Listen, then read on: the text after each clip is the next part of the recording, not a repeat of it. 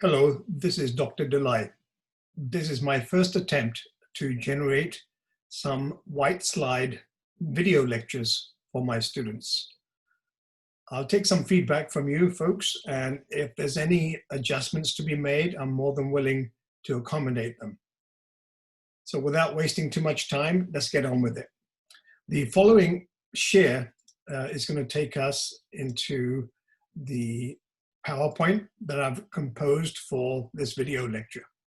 It's based on the appropriate sections of the chapter 2 in this case, that we'll be discussing in lecture on day 1. The activities that I'll construct on day 1 will be based on you understanding the contents to the degree necessary from this pre-lecture video. I'll try to follow the same format each time unless we decide together that this doesn't work. I've taken the contents of chapter 2 and I've broken them down into relevant parts. In my opinion, chapter 2 can be broken into 3 major parts. The first part is chromosomes. The second part is to do with cell division. And the last part is a specialized form of reproduction that applies to certain creatures called sexual reproduction. And within each section, I've identified key topics that we need to understand. So let's start with chromosomes. Chromosomes are basically lengths of DNA. The textbook makes it a point to discuss the word karyotype in detail. But karyotype is confusing to students. Unfortunately, it's not that complex.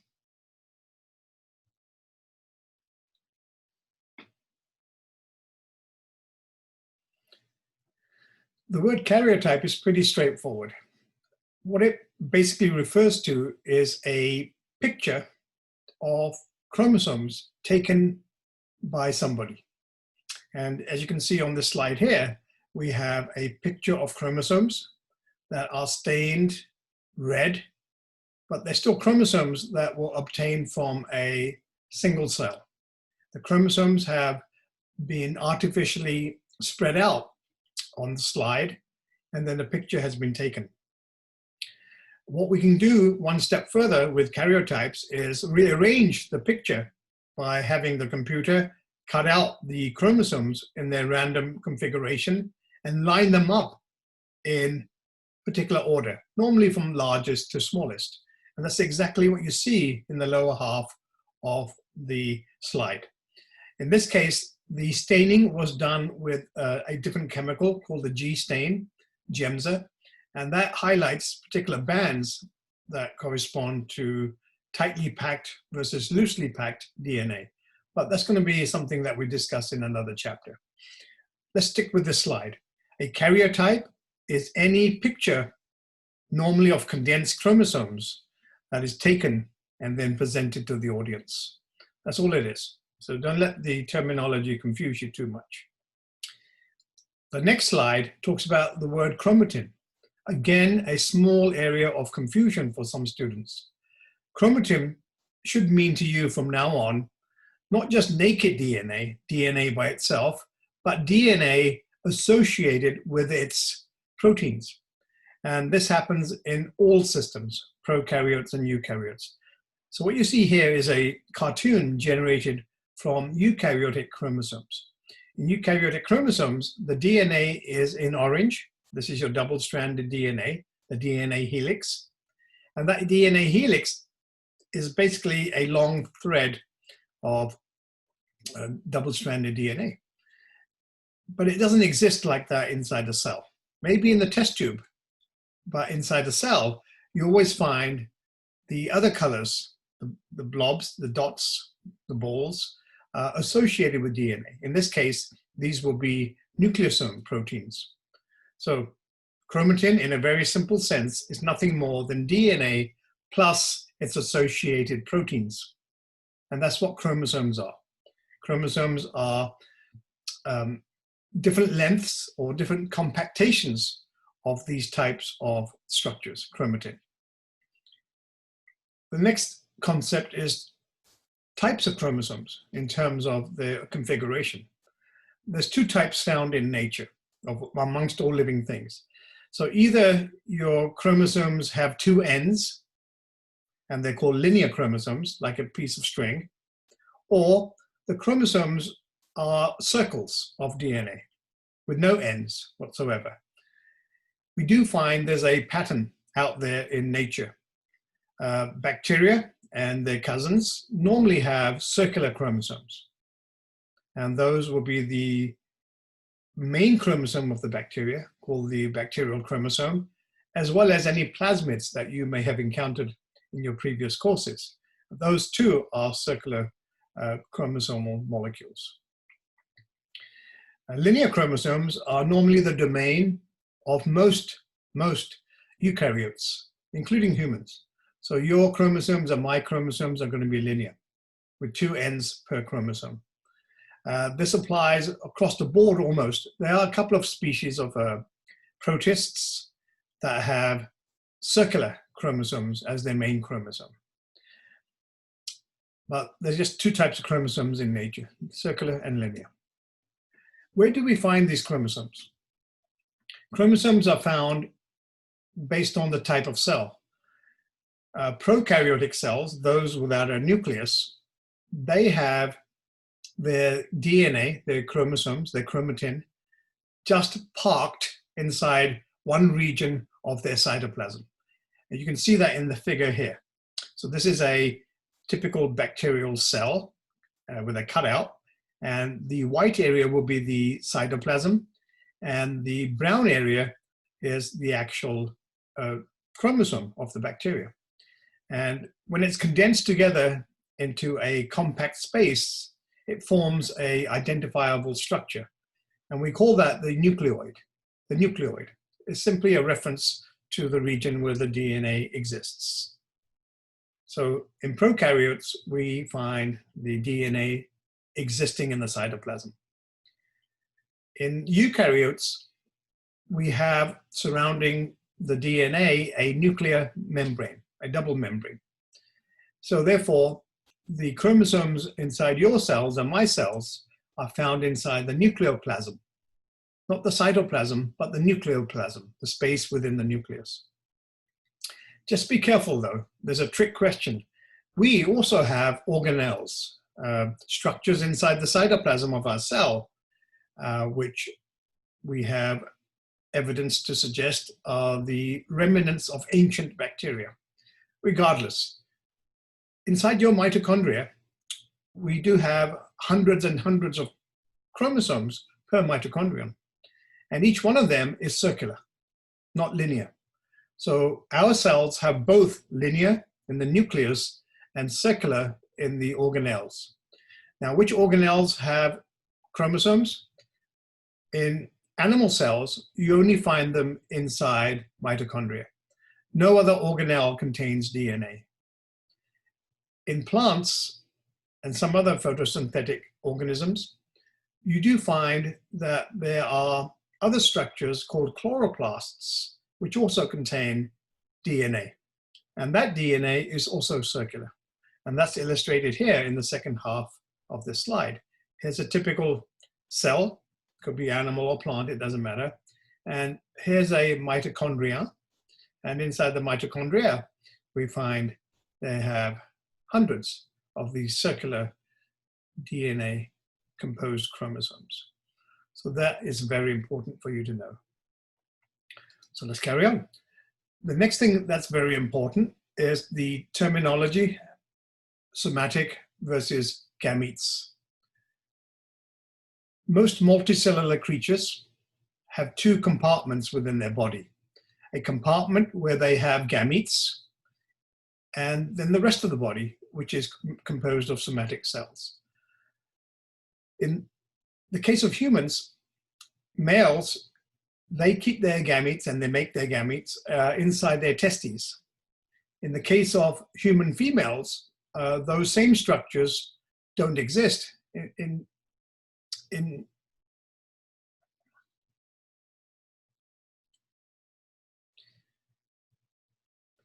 human females, the ovaries contain the gametes. And as we'll see in the second half of this slide presentation, the mechanisms by which these gametes are generated is different between males and females. But let's get back to this slide. So somatic cells represent all the cells of the body other than the gametes. So your sperm, if you're male, or your eggs, if you're female, are the only gametes in your body. And they represent a tiny fraction of all the cells that you have. The rest of the cells are going to be somatic cells. That's one difference. The second difference is gametes only carry half the number of chromosomes that somatic cells do. So human beings have 46 chromosomes in somatic cells. Therefore, if you listen to what I just said, the gametes should contain half that. That's 23. And that's important because when one gamete, the sperm, and the second gamete, as shown in this figure here, they come together, they will restore in the baby the 46 chromosomes per cell. But the baby itself, as it begins to develop inside the womb of the mother, will sequester some of its cells to become the gametes of its future, right? So a small area of your cells are always parked to the side and they become your gametes, depending on your sex. The next slide now talks about the genetic terminology ploidy. Ploidy simply means number, the number of something. And in this case, we're looking at chromosomes. How many sets of chromosomes do you have? So in this insert here, we see that the chromosomes are presented as a karyotype, one of each type. So the larger chromosome, the largest chromosome I should say, is number 1. The second largest is number 2. And then you get down to the last 2 chromosomes here, and these are the sex chromosomes. So these are all called autosomes, and these are called the sex chromosomes. And the 2 sex chromosomes will determine the sex of this individual. And in most mammals, that's called the XY system. It's different in other creatures. So this would be a karyotype of a sperm because it contains an X and a Y. If this was an egg inside a female, it'd have 2 X's. Now just remember, the sex of a baby is determined by the father. So you could have other sperm that carry 2 X's. So half the male sperm are XY, half of them are XX. This is important because in parts of the world, such as where my ancestors evolved, the man blames the woman if there's too many daughters born into the family. With this kind of education, the wife should be able to rhetorically tell the husband that it's his sperm that determine the sex of the baby and not the egg of the mother. But again, that's a political statement there. So ploidy, let's look at ploidy in a bit more detail. So ploidy, if you have a single set of chromosomes, that's called haploid. Right? Hap means 1. If you have 2 sets of chromosomes in that cell, that's called diploid. Okay, if I can spell diploid correctly, there you go. Some organisms have 3 sets of chromosomes. So they have 3 number 1s, 3 number 2s, 3 number 3s, all the way down. And they will be called triploid. Right? And there's other creatures that have tetraploid. So you can see, if I spell ploid right, that would be great. So this terminology just follows the prefix convention, right? So hap means 1, 1 of each type. Dip means 2, trip means 3, and tet means 4, and it can go on from there, right? Pentaploid, hexaploid, decaploid. And there are creatures that can have that many sets of chromosomes. So this is a pretty straightforward thing. As you can see in the final figure on this slide, and we'll talk about this, alteration of generations, right? Some of the cells inside certain creatures are diploid. You can see there's 2 black chromosomes and there's 2 red chromosomes. But during a certain phase of the life cycle of that organism, when the cells undergo meiosis, which we'll talk about later, the number of chromosomes is halved. That's what meiosis does. It takes the number of chromosomes and then it separates them into equal proportions and halves them in the daughter cells. So these two daughter cells now have only one black and one red. And that would be then referring to the word haploid. Whereas this would be referring to the word diploid, right? And as you can begin to put the pieces together, when a sperm and an egg come together through fertilization, they make the zygote, which is how life begins for all of us. So the zygote is now diploid again. And then through mitosis, we will increase the number of cells inside our bodies. But some of those cells will then be parked to the side to become the testes and the ovary, and that will then perform meiosis to regenerate sperm and egg. So you have to look at this figure in a compound perspective, and please start doing that. If you have any questions, you may ask me, right? And we'll come back to ploidy in a different chapter in cases where somebody has 3 chromosome number 6s, but everything else is in the right proportions. And that's also called ploidy, right? But that's called aneuploidy. Anu means abnormal, but we'll discuss that at that time. So the next confusing part for many students is the word homologous. Homologous. Homo means the same. Ologous means structure. In this particular karyotype, taken from a human being, actually, I'm mistaken. This was taken from a male cat. How do I know that? Because that's what I found the image, next to a label that says male cat. Regardless, we have this large chromosome here, then we have this large chromosome here. So these 2 large chromosomes, one came from this cat's mother, and the other one came from this cat's father. So each of our parents gives us a copy of chromosome 1 each. So when they come together inside us, once fertilization has taken place inside our cells, now we have a copy from our mothers on number 1 and a copy of number 1 from our fathers. And those 2 chromosomes are said to be homologous. Why? Because they are normally the same length, they have the same staining pattern. Indeed, they have the same order of genes along their length. Now, the genes may not be identical to each other.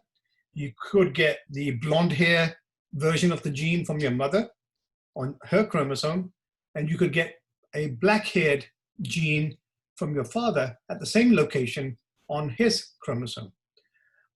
Regardless, homologous chromosomes produce, in diploid organisms, the effects of leading to proper biological development, right? So if you're missing one chromosome, then the chances are that you won't be viable. You will be miscarried. In fact, 51% of humans are miscarried before they even see the day of light, right? So we're the lucky 49% that made it out of the womb, because these chromosomal abnormalities are very common. And we'll see that later on. So homologous refers to the same type of chromosome and its partner. That's going to be very important a bit later on. So let's now move over to look at cell theory, right? So you can see the title of the slide has gone from chromosomes to cell theory. So we're moving into the second part of this chapter. So cell division, cell theory. Well, cell theory is a biological theory, just like evolution is a biological theory, that has a lot of evidence to support its outcome. So cell theory says that all living things are made of cells, but it has 2 more additional components, which you may remember from a basic biology class, right? So it says all things, all living things, right? Not all things, all living things are composed of cells. So if you're not made of a cell, then you can't be considered living by most biologists. So viruses, like the coronavirus that's taking place right now, that's not made of a cell. So it's not living. So the coronavirus is not living by this definition. So the first thing it says is all living things are composed of cells, right? The second part is that all existing cells come from other cells, right? So every cell has an ancestor. No cell can be born out of nothing. So my cells came from my parents, my mother, and her cells came from her mother, etc., right? And the sperm made a contribution to that. In other organisms like bacteria, as we'll see shortly, they don't have a mother and father, they just have a mother, and that cell just breaks up into two. But this is just two components of the cell theory. So what you have to do is now remember the third one, the hard one. This is the one that students forget. So what that says is that a cell is the smallest unit of life, right? The most fundamental unit of life. So if you take my body, or you take your body and you dissect it, you'll get to organ systems. You dissect it further, you'll get to the organ. You dissect the organ, you get to the tissues. You dissect the tissues, and you end up at the cellular level. If you dissect the cells, therefore, you will no longer have a living entity. All you have is part of a cell, and that'll just be the biochemistry of the cell itself, the proteins, the lipids, the sugars, and the nucleic acids, and the water. So to be living, the smallest component that you can be is a cell.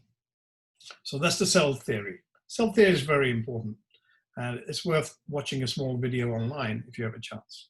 So let me carry on, because I'm spending a bit too much time in here. So how do you get new cells? Because they have to come from existing cells, as we just said in the cell theory. In nature, there are a number of ways, about 5 different ways in which an existing cell can produce new cells. For prokaryotes, the most common way, this is for bacteria and archaea, for prokaryotes, those cells that don't have a nucleus, the most common method is to simply copy your DNA, send one copy to the left of the cell, send one copy to the right of the cell, and then divide the cell down the middle by pinching it. And that's exactly what you see going on this slide, right? So this mother cell, she's about to divide into 2 daughter cells. So we use the term mother and daughter because it's a historical thing. So the parent cell breaks up into 2 new cells. And you can see the DNA is colored using a stain here in yellow. You can see the other half, the other copy of the DNA is in yellow too. And the purpose here is that each of these daughter cells gets half the new DNA, i.e. one copy of the original DNA. So that's binary fission. It's very simple. Copy your DNA, separate it, cut it down the middle. There's no other manipulation necessary. That happens in prokaryotes, although there's a couple of simple eukaryotes that also do this, but we don't concern ourselves with that. What happens in us is more complex, and it's more regimented, it's more structured, because we have to guarantee that we're not just separating one chromosome into 2 halves. We may have hundreds of chromosomes, and they have to be precisely separated, that all 100 copies are kept on one side and the other copies are kept on the other side, and there's no intermingling, right? So to ensure that, our cells have evolved something called the cell cycle. What is a cell cycle? It's simply a sequence of events that humans like to compartmentalize into steps. But in reality, it's a continuous evolution of biochemical maneuvers that leads to the production of 2 cells from a mother cell. Now, this figure was taken from a website on the internet. What I like to do is to draw my own. So if you don't mind, I'm going to use my drawing ability here, use a pencil. I'm going to draw my own cell cycle. And I like to draw it as a clock. So here we go. Oops, mustn't click on that. So let's see if this works. It should let me do it. If not, it will. There we go. So here's a clock. So we'll have 12 o'clock up here. We'll have 6 o'clock down here, just to break it into manageable chunks. 3 o'clock here, and we'll have 9 o'clock here. I nearly forgot what that was. Then all you have to do is divide the clock into 4 quadrants. So you start with the mother cell. There she is, right? And she has inside her chromosomes, inside her nucleus. When that cell receives instructions from the external environment, that cell will stop doing most of its biochemical behavior and then go into the cell cycle. So it drops down into the clock at 12 o'clock, and then it progresses in a clockwise direction. And it goes through this first quadrant, and that's called G1, right? G stands for growth or gap. That's when the cell is assimilating energy from the environment by taking in food and storing it, and then making all the necessary structures, biochemical molecules that it needs to complete step 3 o'clock to 6 o'clock. So this section here is called S phase for synthesis. Synthesis of what?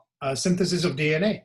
So here, from 3 o'clock to 6 o'clock, let's just take those chromosomes that were inside the nucleus, these ones here, and let's put the nucleus around them, and here's the cell. So what happens, I've just drawn it larger so it's easier to see. What happens is that during this segment of the clock, each one of these DNA helixes, this chromatin associated with its proteins, is copied. So one strand of the double helix is separated from the other, and new double helix is made on either side.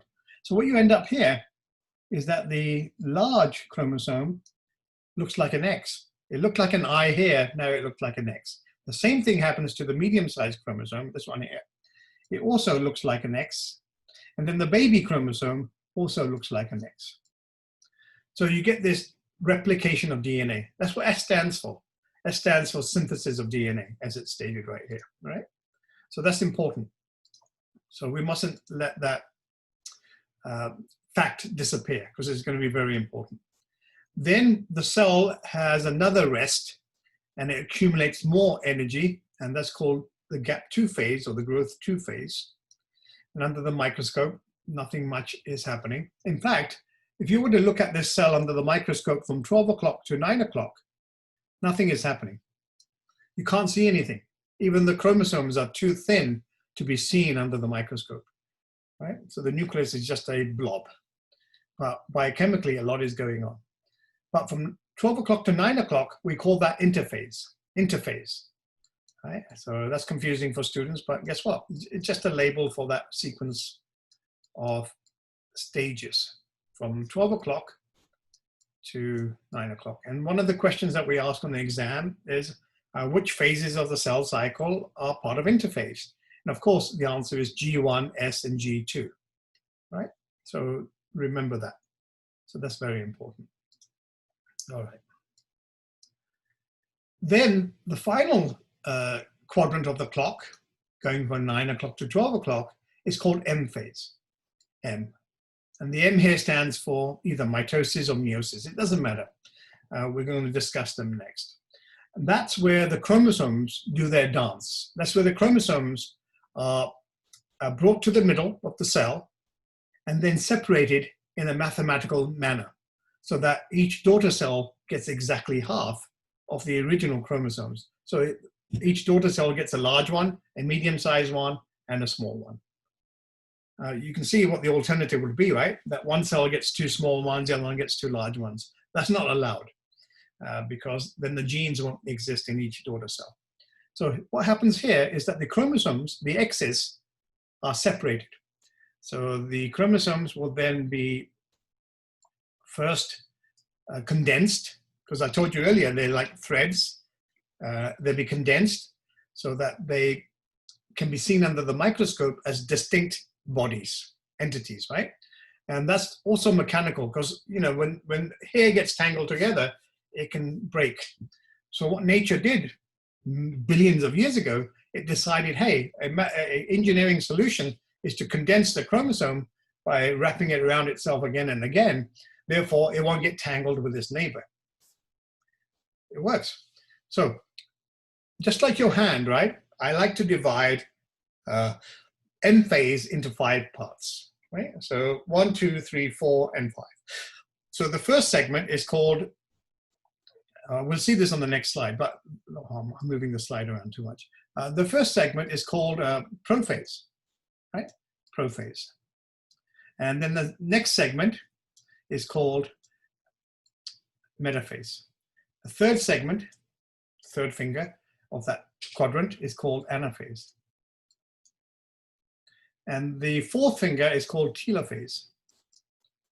And then the final, the thumb, is called cytokinesis.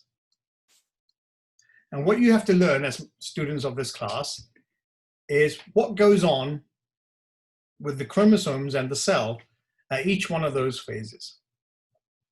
Once you get to know that, then you can then apply this knowledge to a lot of genetic processes which take place during life cycles of organisms.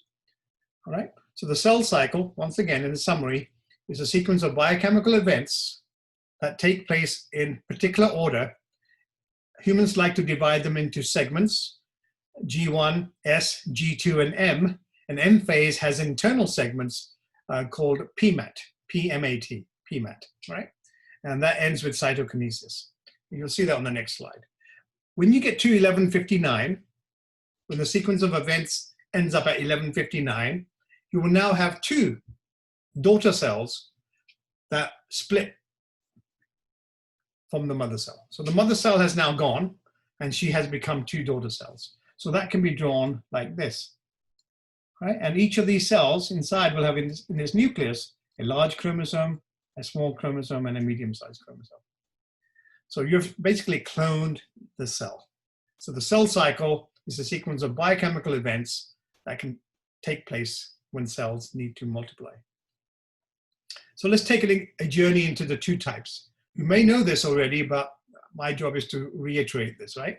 So mitosis is the type of cell division that produces copies of cells, clones, like in Star Wars.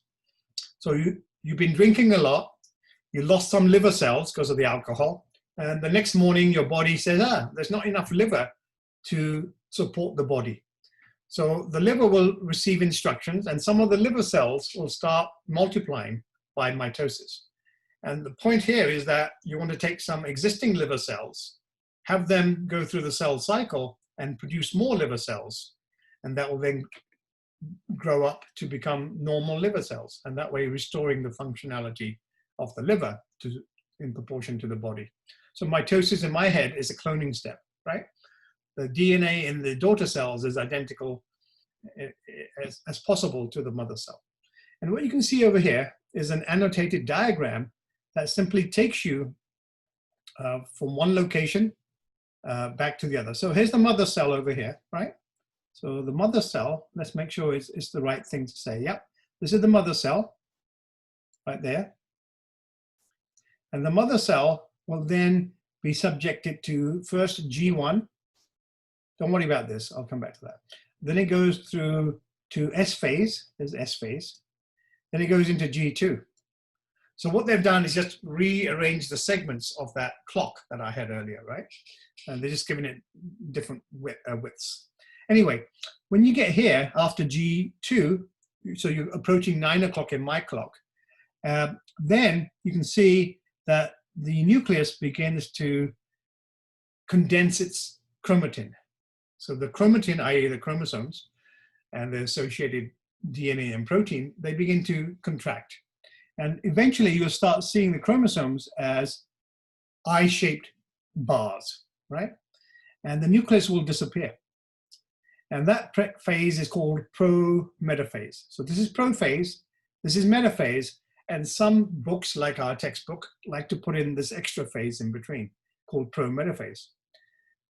So in pro-metaphase, the nuclear membrane disappears. In metaphase, I like metaphase because M stands for middle. You can see all the chromosomes are lined up in the middle of this cell, okay? And that stands for M, middle. That's metaphase. And then when the appropriate check has taken place, biochemical check, the chromosomes, the X's, are split. So remember we had the X's on the previous slide? Well, one side of the X goes one way and the other half of the X goes the other way. And you can see that happening here. and you get these little chevron-like structures when the X is split. And therefore, these will go this way, these chromosomes, and these chromosomes will go that way. And the purpose of metaphase is to make sure that the distribution of chromosomes is even. So you get one large one small one medium-sized going to each daughter cell. So anaphase is the point at which the chromosomes split. And then you end up with telophase, where the chromosomes arrive at the far ends of that mother cell here and here. And then the nuclear envelope begins to reform twice, once in one half of the cell and the other in the other half of the cell. And then cytokinesis takes place, that thumb of my hand, right? And cytokinesis is where the middle of the cell, the mother cell, begins to pinch, like a belt tightening. And then eventually it'll be so tight that it'll split the mother cell into two halves. And those will be your two daughter cells that you get. And that is mitosis and cytokinesis, right? So that's the cell cycle that involves mitosis and cytokinesis. And we have to put the word "and" in there because cytokinesis is the final separation of the cytoplasm. So cyto stands for cytoplasm. Kinesis is to split.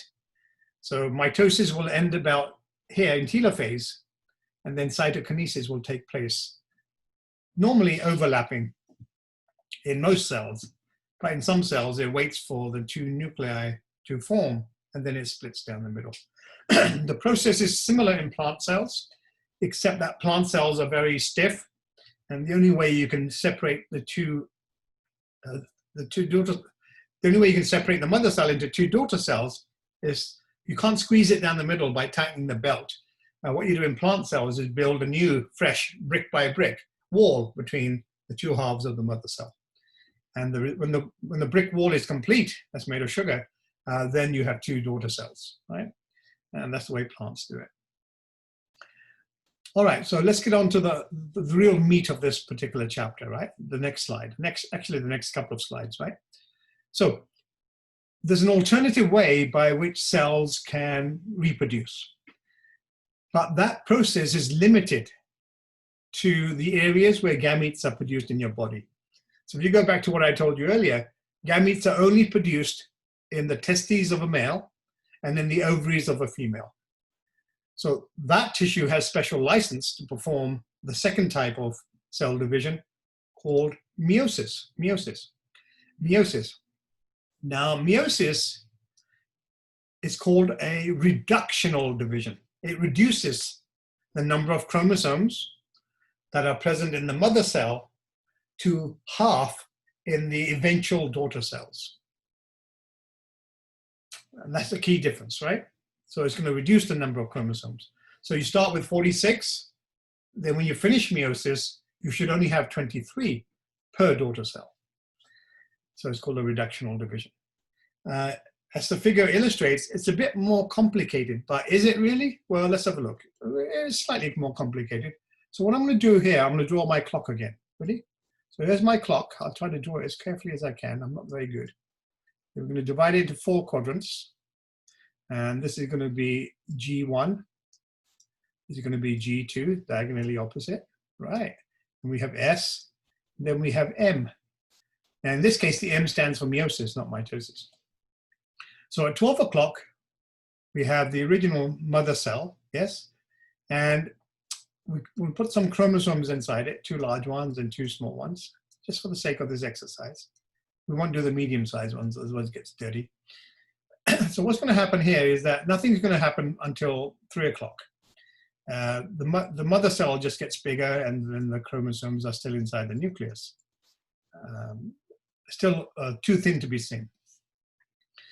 Between 3 o'clock and 6 o'clock, the chromosomes, each one of them, will become an X. They get duplicated. So you get 2 large X's and 2 small X's inside the nucleus of that mother cell, right? So let's put the nucleus there so you don't get confused. And there's a cell on the outside. Right. Between 6 o'clock and 9 o'clock, the cell takes another break and assimilates food molecules and energy for the major task. Now, M phase here is called meiosis. And that also can be divided into the hand, right? So let's do that. So let's take this area here and divide it into 4 fingers and a thumb. So there's your 2 fingers, 3 fingers, 4 fingers, and your thumb. And again, this will be called prophase. That will be called metaphase. That will be called anaphase. This is going to be called telophase. And of course, that's going to be called CK. CK, Calvin Klein? No, cytokinesis. So listen very carefully.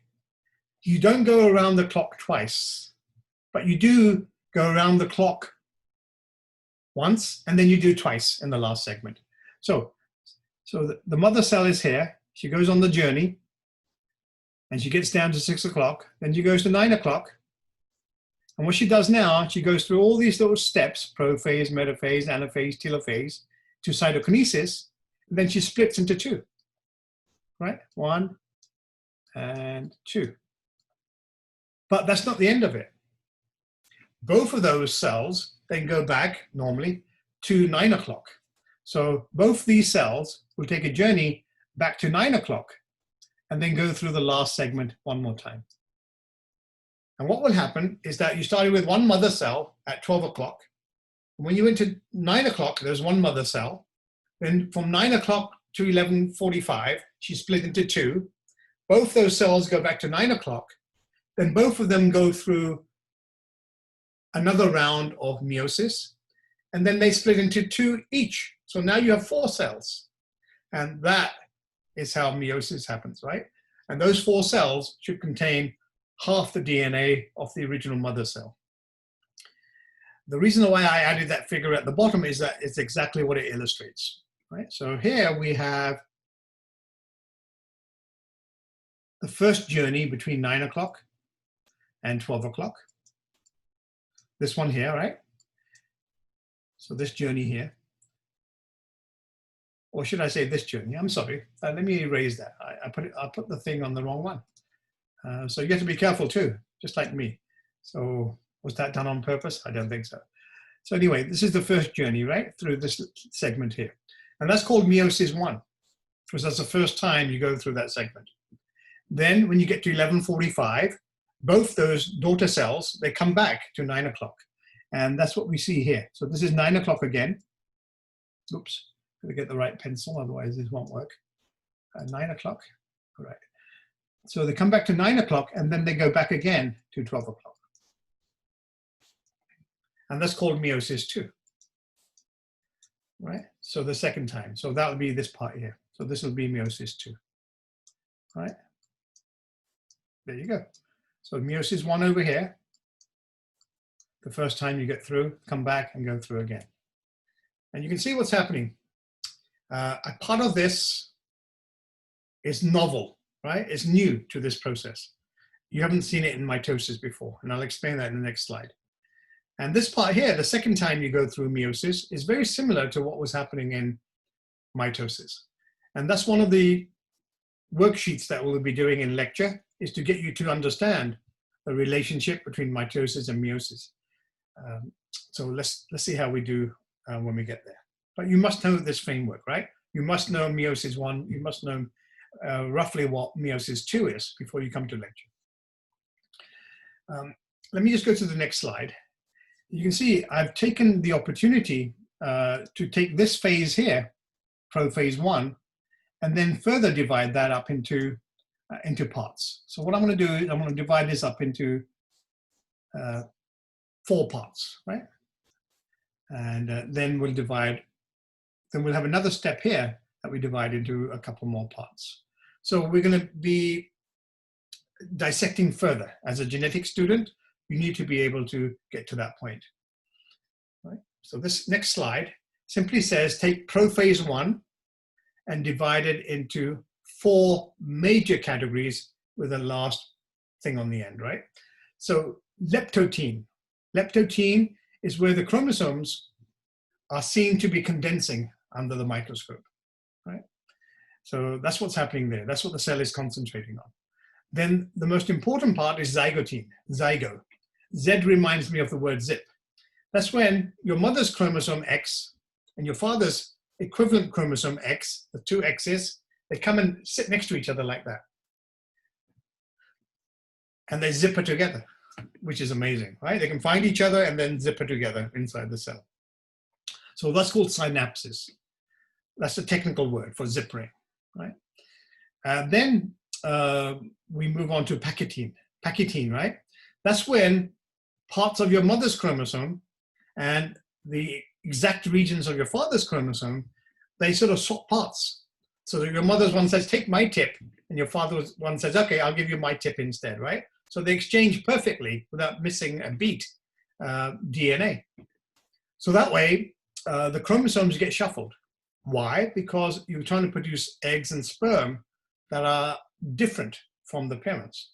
So pachytene is a very, very important process in meiosis, prophase 1, right? So that's when crossing over takes place. Then scientists like to break the next phase into two parts. Diplotin, where the zipper begins to break down, but wherever the chromosomes were exchanged, the DNA is still held together. And you can see that in your textbooks when you look at a figure there, right? And then diakinesis, dia means separate into two, kinesis means break up. That's when the nuclear membrane that's surrounding the chromosomes is dissolved. It melts away into the cytoplasm for the time being, right? So that's called diakinesis. The next phase, which wasn't on the previous slide, is called prometaphase. Prometaphase. Prophase, metaphase, in between. And that's where the cytoskeleton of the cell, the mitotic or the meiotic spindle, it's able to form in the cytoplasm. And as soon as the membrane of the nucleus begins to dissolve, these protein cables, they capture each chromosome at the centromere. So that's what we call the spindle apparatus, right? Now we have a worksheet in class that's going to help you understand this process by breaking it down into discrete steps and then applying certain terminology. So the terminology that we want you to be familiar with. So you should be able to get into any one of these steps and tell us what exists at that point. So it's like a graphic. And not only should you be able to do that, you should be able to then label the graphic with these terminologies, right? What is a chromatid? Where are the sister chromatids? And what is a chromosome? And when does a chromatid become a chromosome? And when does a chromosome become a chromatid? All these are very important, right? If any of these go wrong, then mutations and non-viable cell death takes place. So these processes are very, very accurate. Look at the result. Most of us are healthy. If they weren't accurate, there'd be a lot more death and disease than we have today. So we have to really concentrate on understanding mitosis, but more importantly, meiosis, right? So let me give you the power of meiosis. So meiosis is a form of sexual reproduction designed to maximize the variation in the genetic material that's available to produce babies based on two parents. So listen to this very carefully. There are three major mechanisms during that clock cycle that we just talked about that are designed to maximize variability. The first is crossing over. Remember crossing over? Let's go back to this. Crossing over took place in pachytene. That's when randomly parts of your mother's chromosome and your father's chromosome exchange pieces, right? And that happens on average 2 or 3 times per chromosome. Remember, we have 23 pairs of chromosomes in the human condition. So that happens about 40 to 60 times during the formation of eggs or during the formation of sperm. But let's ignore that for the time being, because that's a complex mathematical task, right? So let's look at the next thing. So it says, when the chromosomes line up at metaphase 1, so where's that? So metaphase 1 would be right here. So when the chromosomes line up like this, they don't know which side the mother's chromosome goes on which side the father's chromosome. So in this figure here, if you look very carefully, Maybe the red ones are your father's chromosomes and the blue ones are your mother's chromosomes, right? Just maybe. And you can see two of the blue ones are lined up facing south. And in the final pair over here, you can see the blue one is facing north. Now, this is a random process. You could have had all three blues facing south, or you could have had one blue facing south and two blues facing north. Or you could have had this one facing south and not that one. You can see you have all these permutations, right? And that's going to affect the baby, because maybe your mother has the genes for blonde hair and your father has the genes for black hair. So if this is the sperm from which you came, you'll get black hair. If this is the sperm from which you came, you'll have blonde hair. You see that? And if they were flipped the other way around, then you would have the alternative. And that happens all the way along, all 23 pairs of chromosomes. So that's called random alignment. And I'll demonstrate that with a video in class and answer some questions. So the mathematical formula that we use for any organism that's got a diploid condition is 2 to the power of n. N stands for the number of chromosome types, right? Chromosome pairs in this case. So humans have 23 pairs of chromosomes, 46. So you put 23 there in the subscript, and then you multiply the two together. And you end up with 8 and a quarter million as your answer. So if you take 23 pairs of chromosomes and you put them in all different combinations, guess what? You end up with 8 million combinations that are possible. If you don't believe me, ask a mathematician. Now, this is happening inside you, maybe the female, right? So you're making your eggs and you're putting them in the random formation, and then you have 8 million possibilities. Your partner, the father of the future baby, he will be doing the same thing inside his testes, where he's arranging his chromosomes randomly, right? So there's 8 million possibilities for you, and there's 8 million possibilities for him. Then you multiply two together, you get 70 billion possibilities, in the way that you can take this DNA and arrange it in alternative forms in the ovary of the mother and in the testes of the father. Now, 70 billion, isn't that more than the number of people on the planet today? I think the human population is approaching 8 billion. So look at that. And you take all the humans that have ever existed, you will not approach that number. So the chances are that you are unique on the planet. There's nobody like you unless you have identical twin. There's nobody else like you that has ever been born with that combination of genes.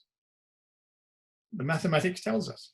And we haven't considered yet what happens during crossing over. We haven't even considered that.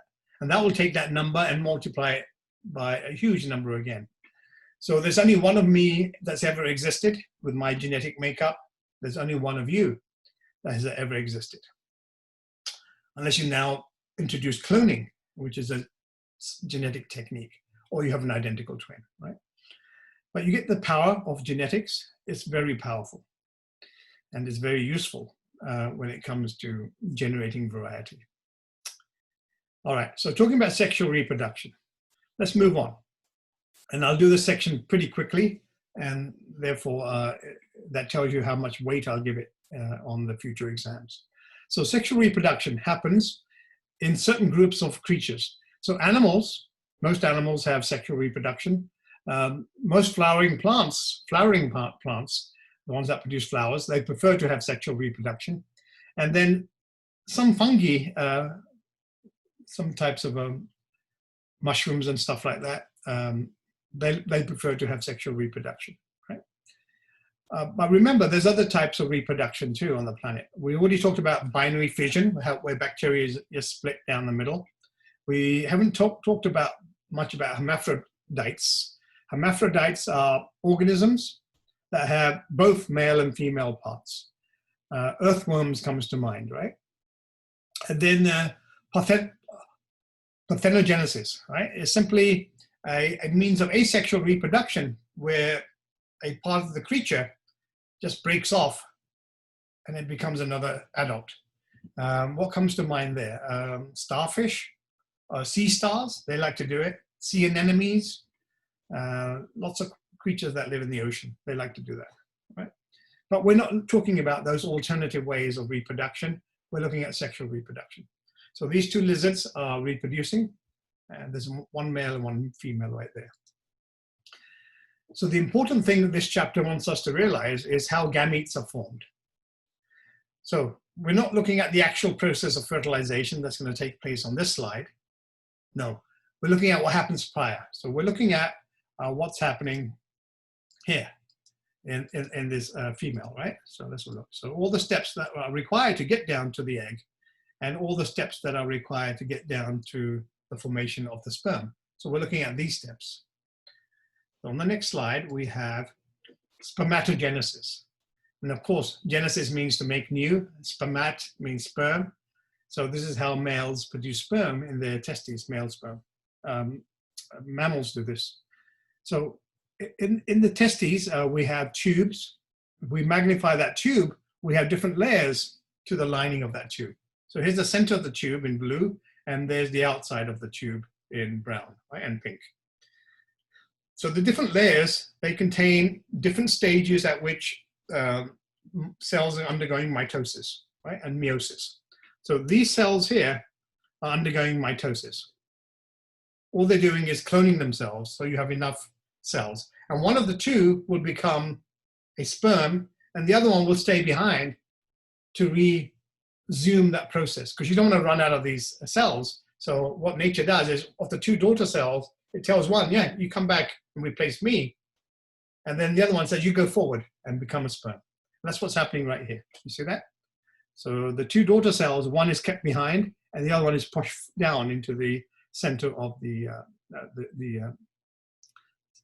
oh my God, I can't, seminiferous tubules. Where is it somewhere? Oh, there it is. Seminiferous tubules, right? That's the name of these tubes.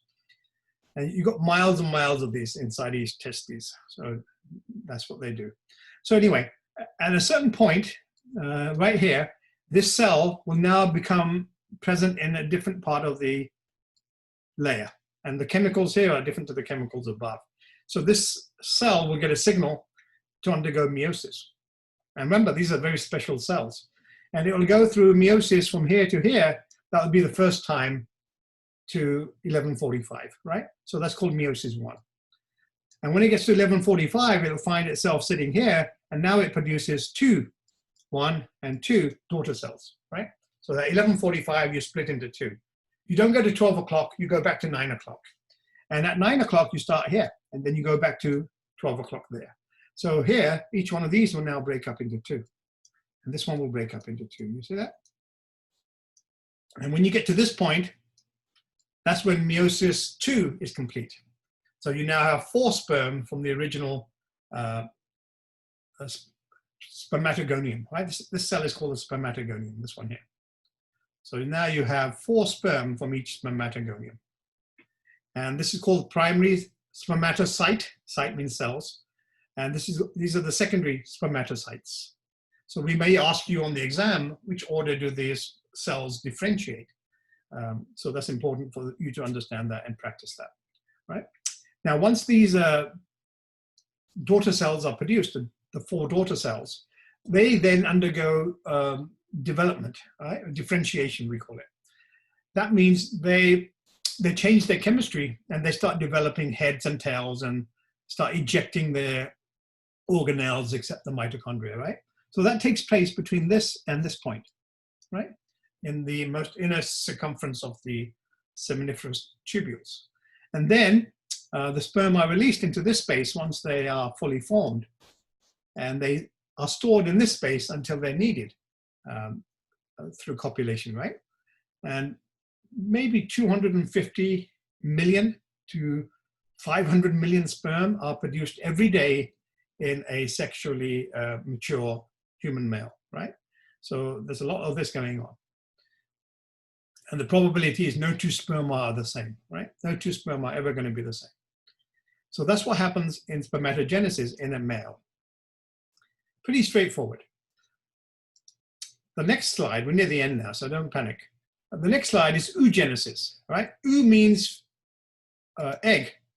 So oogenesis, it means the development of eggs. Now, the situation isn't that straightforward in the female. yes, you do start with a mother cell, right? And it does undergo mitosis to produce two daughter cells. And this one here goes back and replaces this one, right? But this one here, the other daughter cell then gets pushed into the part of the ovary where meiosis begins. So this daughter cell would now undergo meiosis. You can see it contains 2N. 2N is the official designation for the number of sets of chromosomes. So you have two copies, one from the father, one from the mother, therefore you have 2N. N means one set of chromosomes, the haploid. So this is called meiosis 1. Meiosis 1, right? From 12 o'clock to 11:45. And you get two daughter cells. Now look at this. One daughter cell contains all the cytoplasm, and the other daughter cell contains just a nucleus. So this is called a polar body, a polar body. Its purpose is to take the chromosomes and dump them away. Take the chromosomes and dump them. They're not needed. This is the important one. So this daughter cell then undergoes meiosis 2. And eventually it will produce an egg and another polar body. And the purpose of that second polar body is to take the chromosomes and throw them away. All right, so in lecture, we'll be looking at a quick exercise that will illustrate this during lecture number 1. So there's a lot going on here. This lecture is longer than normal because we're trying to set the tone for this class. So next time I'll keep everything down to about 15 minutes, right? I promise. This slide here is, again, the same picture, but taken from a more detailed perspective, right? So everything you see here, going from the top around back again, is equivalent to this. So you can see something important going on here. It says that the second meiosis 2, it doesn't complete until fertilization. So in a female, meiosis 1 takes place, and then everything is just put in suspended animation at the beginning of meiosis 2. And this all happens in the womb of the mother. So if you're a female, this process is happening not when you reach puberty, it's happening when you're still developing inside the womb of your mother. And then all your eggs, 2 million of them, 100 per ovary, are put in suspended animation before you're even born. And then when you hit puberty, 10, 11, 12, 13, 14, then one egg from each ovary is released. And only if it gets fertilized will it complete meiosis. Otherwise it doesn't. And you can also see the other problem, right? The older you are, the longer your eggs are held in suspended animation. Therefore, there's a greater chance of something going wrong with the more stale eggs. I hate to use that word, but that's what it seems like. So the earlier you can have your children, the better for you, right? The less chance of genetic complications. So this is amazing to me. When I first read this when I was young, I had to question the teacher and say, is that a mistake? Shouldn't it be happening inside the ovary? No, the teacher said, no, it's just the way we are. So meiosis 2 doesn't complete until fertilization, which amazed me. So regardless, the second polar body isn't produced until fertilization, which is what this suggests. So remember that. And then the final slides, just 2 of them very quickly. So you can see I'll put less emphasis on the last part of the chapter that talks about plant biology. Plants have a weird way of reproducing that's a bit more complicated than us, right? So they produce spores. And you can see the word spores here, right? So when they undergo meiosis, they don't produce directly the equivalence of sperm and eggs as we do directly from meiosis.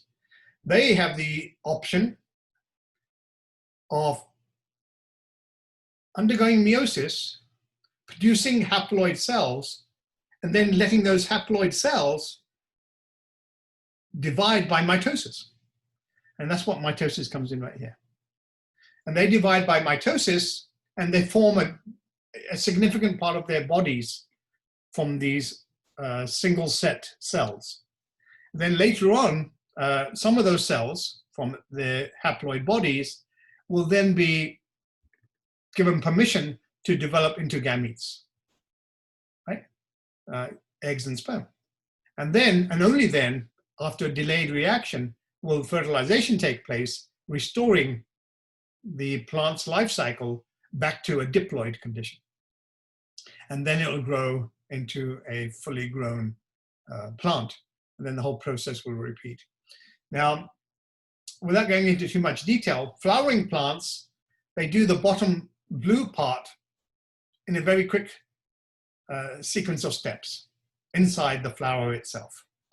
Whereas ferns and lichen, they spend most of their time in the bottom part, and they do the top part very quickly. So you can see over evolutionary time, the bottom part has been de-emphasized, and the top part has been given more priority as plants have evolved. You can see the seeds, the spores right here, not the seeds, the spores. You can see the spores contained in these structures, which we don't really need to know what they are. And they will then fall to the ground and develop into plants of this type, the haploid type, and then they will give rise to the eggs and sperm and then undergo fertilization. So you see why we don't emphasize this too much. But we do like to emphasize the flower's sexual reproductive features, because that's what Mendel did. So in order to relate to what Mendel did in the next chapter, we need to know a little bit about this, right? So these are more advanced flowering plants, and they restrict the sporophyte generation to within the flower itself, right? So this is the male side, and this is the female side, right? Sorry, wrong way. This is the male side here in yellow, and in green is the female side, right? So males, they produce their pollen inside these anthers and the pollen sacs. First they perform meiosis, and then they perform mitosis to get the pollen ready to do its job. And the same thing happens inside the ovary of the female part of the flower. It first performs meiosis to reduce the number of chromosomes, and then it performs mitosis to increase the number of cells that are haploid. And then it's ready to be fertilized. And when the pollen tube grows and fertilizes the stigma, then you get fertilization of the embryo, and that forms then a fruit or a nut or whatever, a pea, whatever it has to form, right? And that becomes the child for the next generation. Okay, so I'm glad I got to the end. Hopefully most of you didn't drop out, and what you can do with a video like this is rewind it to any point that didn't make sense to you. But I think the major thing is, as genetic students, there's a certain expectation of you that you do follow through with directives from your instructors, right? If you don't, then of course, you should come and seek help as soon as possible. Let's see how this video goes over with us, right, the students. If I need to change things, I shall do. But for now, thank you so much. Make sure you watch the video and read the chapter before you come to the first lecture. Thank you.